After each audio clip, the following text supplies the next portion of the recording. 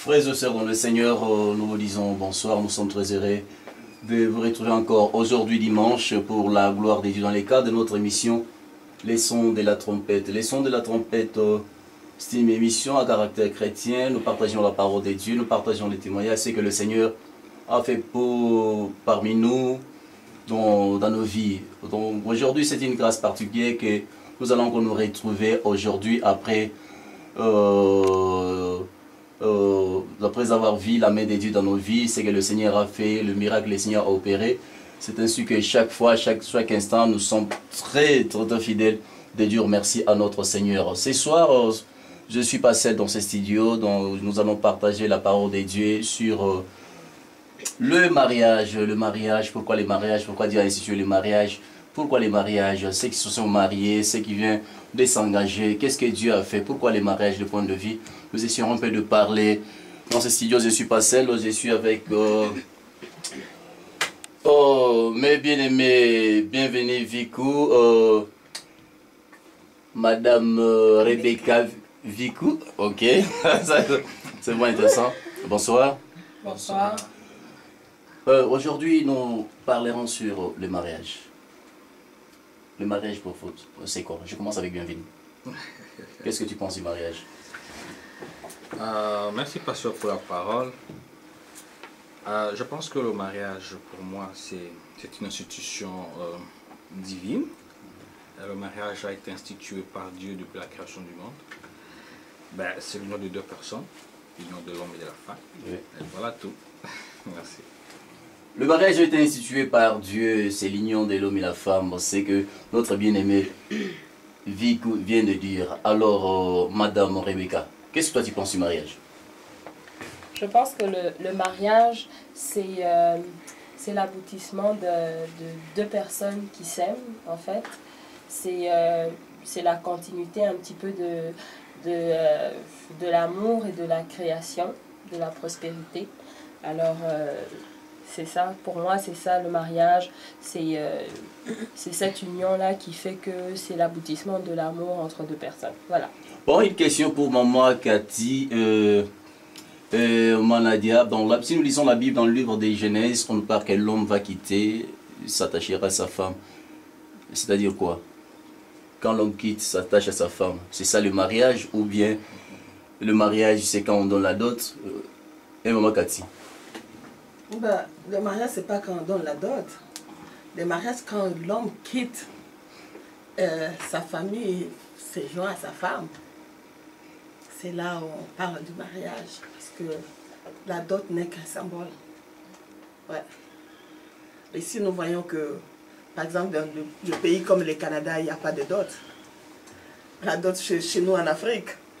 Bon, on ne va pas dire que le mariage s'arrête à la dot parce que si c'était le cas, c'est qu'au Canada ou en Europe, il ne s'agit pas de mariage. Donc pour moi, le mariage, c'est quand l'homme quitte sa famille et se joint à sa femme et ils deviennent une seule chair. Ils deviennent une seule chair. Maman Nadia? En fait, moi, je partage le même avis parce que moi, je crois que le mariage, c'est le vœu quand le couple se rencontre. Quand ils se rencontrent, se prononcent des paroles d'amour, le vœu qui se donne, c'est déjà ça le mariage. Parce que tout le reste, c'est juste pour prouver au monde, pour confirmer avec les parents, comme la dot chez nous les Africains, aller au civil ou le mariage coutumier ou religieux, je veux dire, avec Dieu, se mettre en ordre. Mais pour moi, le mariage, je me dis, c'est lorsque deux jeunes gens se rencontrent et prennent l'initiative d'aller jusqu'au bout. C'est à cet instant que le mariage commence. Oh, nous venons d'écouter le point de vue tout à fait différent, mais qui conversent de la même manière. Mais je pense que si nous revenons de la parole de Dieu, la Bible dit ceci que l'homme va quitter, s'attachera à sa femme. Mais je reviens avec une question auprès de mon bien-aimé Vikou. Vous savez, la semaine passée, nous sommes partis à Montréal. À Montréal.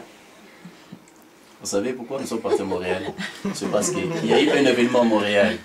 Nous sommes partis pour la présentation après d'autres de notre bien-aimé qui est en présence de moi. notre chère, notre future épouse, Madame Vic, Rebecca. Par nous sommes partis. Alors, qu'est-ce qui s'est passé? Ta première réaction, la première fois que tu as rencontré Rebecca, qu'est-ce qui s'est passé dans ton cœur? C'est une question difficile, en même temps difficile et facile. Ben, quand je l'ai rencontré, j'ai vu... J'ai rencontré un an. Voilà, donc j'ai rencontré une personne, une complice au fait, parce que au fait, je me suis décidé de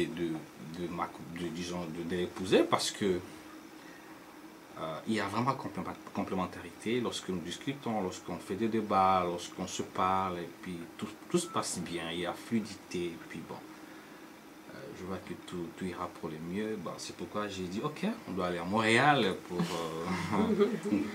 en fait, voir de quoi il s'agit et demander la main, mettre le cadenas, comme on a dit.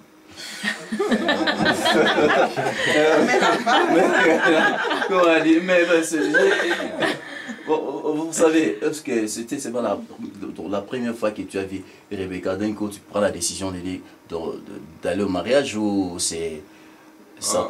Oui, vous savez, pasteur, on n'a pas le concept temps, je sais pas, ça dépend de comment on le prend. Oui.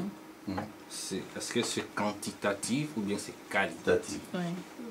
On peut prendre 10 ans en quantité, mais pas en qualité. Donc moi, ça ne me demande pas de la magie, ça ne me demande pas des dessins pour connaître une personne. Ça ne m'a pas pris beaucoup de peine pour savoir que je dois l'épouser, pour savoir que je l'aime. Donc il a fallu une seconde pour que tout soit déclenché. Mais Rebecca, de ton côté, est-ce que c'était la même chose ou bien il y avait deux réactions tout à fait différentes? Ça a été le même effet. Oui. Comme Bienvenue le disait tout à l'heure, c'est une question de complicité. Je pense que quand on rencontre quelqu'un, dès le départ, on est capable de le savoir. Oui. Que ça va aller ou ça ne va pas aller. Et avec lui, dès le départ, j'ai senti que c'était du bon. C'était du bon. Oh, c'est vraiment, c'est tout à fait merveilleux. Mais nous avons écouté un cantique. Nous avons écouté un cantique. Je ne sais pas si c'est une surprise. Bon, c'est un cantique chanté par Mama Tété. C'est une dame que j'aime bien. Elle chante pour les seigneurs. Donc, elle chante pour les seigneurs. Et nous allons écouter ensemble ce qu'elle nous dit.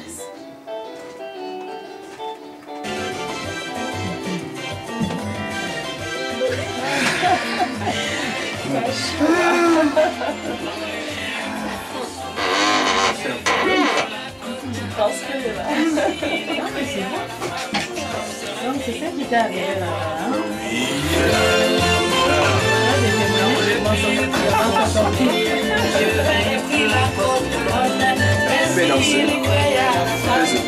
Ça c'est pour vous, hein.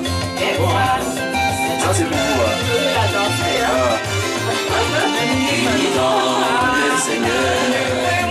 On va danser tout à l'heure chez nous. Mais non, c'est pas danser.